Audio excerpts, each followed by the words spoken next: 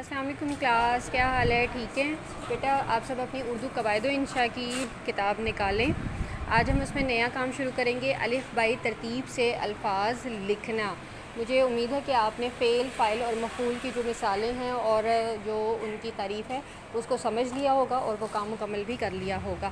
آج ہم بات کریں گے الف بائی ترتیب سے لکھنا۔ بیٹا سب سے پہلے آپ کو یہ پتہ ہونا چاہیے کہ الف بائی ترتیب کا مطلب کیا ہے۔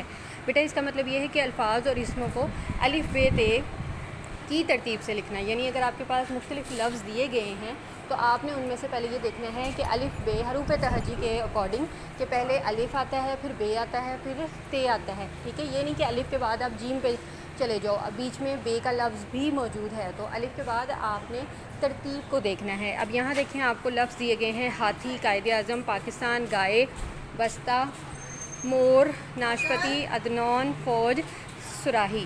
تو بیٹا اس میں سب سے پہلے اگر آپ حروف تہجی کی ترتیب دیکھیں تو سب سے پہلے آتا ہے بے سے بستہ، پھر اس کے بعد پے سے پاکستان، پھر اس کے بعد دیکھیں پے سے لے کر صاد تک کے بیچ میں کوئی بھی حروف تہجی کا لفظ نہیں ہے، تو اسی لیے اب ہم نے آگے دیکھنا ہے سراہی، پھر ہے عدنان، عین سے پھر فے آ گیا فوج، پھر قائد اعظم، پھر گاف سے گائے، پھر میم سے مور، پھر نون سے ناشپاتی، ہے سے ہاتھی۔